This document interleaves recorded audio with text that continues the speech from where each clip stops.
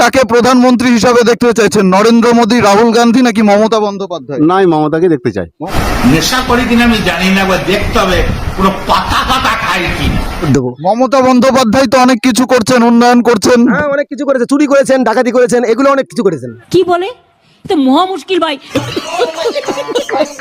গুড়ো ঘোড়া সলমে কাকু কাকিমারা সবাই ভালো তো তা দোস্ত চলে আসলাম নতুন একটা ভিডিও নিয়ে ঝমঝম করে আজকে ভিডিওর সবার জন্য। ভিডিওর প্রথম ইন্ট্রো থেকে বুঝতে পারছে কাদেরকে নিয়ে ভিডিও হবে। হ্যাঁ, কলকাতার কিছু কিছু পাতাখোর অন্ধ টিএমসির কিছু ভক্তদেরকে নিয়ে। তা দোস্ত চলো বেশি ঝাড় পাকড় না করে সোজা ভিডিওর দিকে আগানো যায়।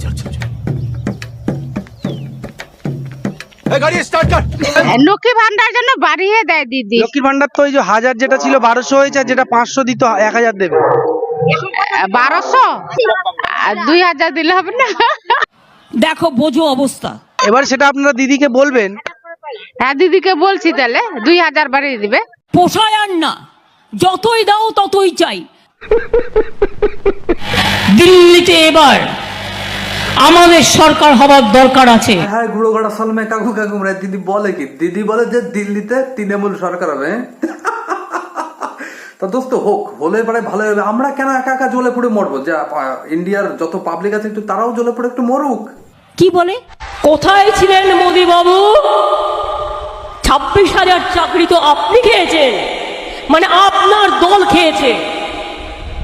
আপনার দল পার্টি ছিল, সিপিএম কে টাকা দিয়ে দাঁড় করিয়েছে আপনার দল। সিপিএম আর বিজেপি একসাথে দাঁড়িয়ে টিচারদের চাকরি খেয়েছে, লজ্জা করে না? এই কথা শোনার পরে পার নোকের থেকে মাথা চুল অব্দি যায় গরমে। 26,000 চাকরি বাতিল করেছে হাইকোর্ট, আর এইদিকে দিদির কিছু কিছু নেতারা চাকরি খেয়ে খেয়ে মানে ঘুষ খেয়ে খেয়ে চাকরি দিয়ে তারা মোটামুটি জেলের মধ্যে যে বসে আছে। আর এইদিকে দিদি বলছে যে 26,000 চাকরি নাকি মোদি খেয়েছে। কোথায় ছিলেন মোদি বাবু? 26,000 চাকরি তো আপনি খেয়েছেন। अगली बार जब भी अपना वोट दो, किसी पढ़े लिखे इंसान को अपना वोट देना। বাংলায় তৃণমূল কংগ্রেস ছাড়া ইন্ডিয়া গভর্নমেন্ট তৈরি হতে পারে না। ও দিদি, বাংলায় যেমন তৃণমূল সরকার ছাড়া গভর্নমেন্ট তৈরি হতে পারে না, তেমনি 42টা আসন নিয়ে কেউ প্রধানমন্ত্রী হতে পারে না। বসুন, এসব আমি জানি। এইদিকে দোস্ত একটা কথা তোমরা হয়তো ভুলে গেছো, নেতাজি সুভাষচন্দ্র কি বলেছিল? যে আমাকে তোমরা রক্ত দাও, আমি তোমাদের স্বাধীনতা দেবো, এটা বলেছিল। সবাই এত কিছু কিছু লোকের মনে আছে, আবার কিছু কিছু লোকের মনে নেই। কিন্তু এখানে তৃণমূলের কিছু কিছু অন্ধ ভক্তরা বলছে 42টা আসন দাও, দিদিকে প্রধানমন্ত্রী বানাবো। 42 से 42 सीट मिलेगा दीदी को, ये हम लोग चाहते हैं। দিদিকে সারা জীবন দেখতে চাই, দিদিকে প্রধানমন্ত্রী দেখতে চাই, দিদিকে প্রধানমন্ত্রী দেখতে চাই। একটা বিনা লজিকে কথা বলছি। কথা এটাই যে স্কুল আছে কিন্তু মাস্টার নাই, ঠিক আছে? ইট ভাটা আছে কিন্তু কলকারখানা নাই। হ্যাঁ, কিন্তু তৃণমূলের কিছু কিছু অন্ধ ভক্ত আছে, তাদের দিমাগই নাই। जिसको दिमाग में कुछ नहीं है। তৃণমূলের কিছু কিছু পাবলিকদেরকে আজকে পোক করব, মানে যারাই তৃণমূল করে না কেন দোস্ত, তাদের মনে দিমাগে একটু শর্ট থাকে, নাহলে দিমাগের থেকে তার তো দুটো তিনটে কেটে যায়। কারণ দোস্ত তৃণমূলের সংসদ মহামিত্র, ও নাকি ভালো ঝগড়া করতে পারে, দেখতে নাকি খুবই সুন্দর, আবার ভালো ইংরাজিও বলতে পারে। তার জন্য নাকি তাকে দোস্ত সবাই ভোট দেবে। হ্যাঁ, মহামৈত্র তিনি এতদিন সাংসদ ছিলেন এই কৃষ্ণনগর লোকসভা কেন্দ্রের, এবারও তিনি তৃণমূলের থেকে প্রার্থী হয়েছেন। মহামৈত্রকে ভোট দেবেন? ও অবশ্যই দেবো, খুব সুন্দর দেখতে, উনি ভালো ইংলিশও বলতে পারে, এবং ঝগড়াও ভালো করতে পারে। তাই আমরা চাই উনিকে আবার ভোট দিয়ে আবার যেতাম। আচ্ছা, দেখতে সুন্দরী, উনি স্মার্ট, খুব সুন্দর ইংরেজিতে দেখতে। কথা বলে, তাই খুব সুন্দর দেখতে, উনি দেখতে সুন্দর, অমন দেখতে কেউ না। মহামৈত্রকে ভোট দিয়ে দাও। দোস্ত এই মালটা গাঁজা টানতে টানতে মাথা শিরা গেছে সব শুকিয়ে, কোন সময় যে বাল পাগল হয়ে যাবে তার কোনো ঠিক ঠিকানা নাই।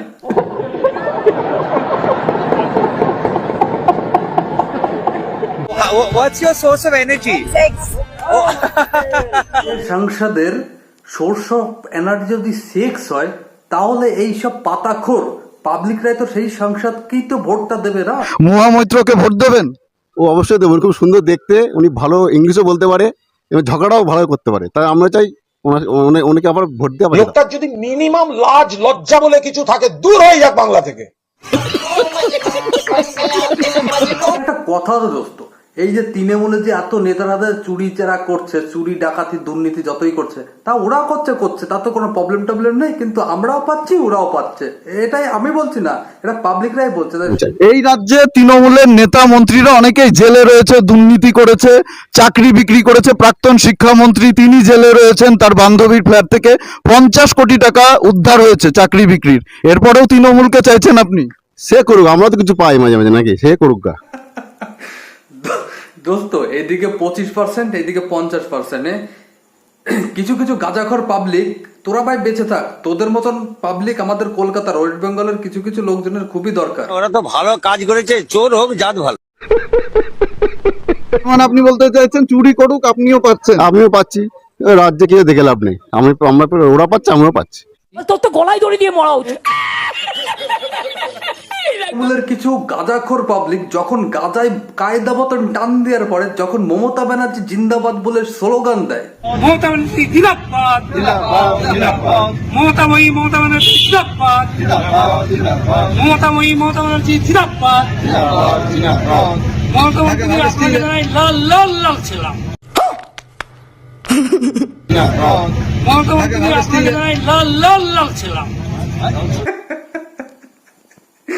দোস্ত দেখেছো কিরকম ভাবে সত্যি কথাটা জমজম করে বেরিয়ে চলে আসলে। এই জন্য বলে তো গাঁজায় একটু কম করে টান দাও। হ্যাঁ, এখনো লাল ছিলাম না, এখনো বলবে নীল ছিলাম। এদিকে সোহম আমাদের হিরো সোহম ভোটে প্রচার করতে বেরিয়েছে, এইদিকে পাবলিকরা সোহমকে হরলিক্সের ডাব্বা গিফট করছে।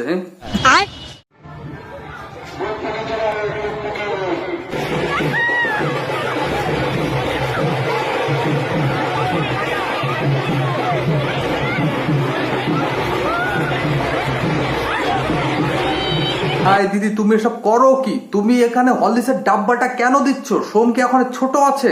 সে এখন বড় হয়ে গেছে। এখন সে হরলিক্স চাটে না, এখন সে চটি চাটে। একজোড়া চটি দিতে পারতে তুমি হরলিক্স না দিয়ে।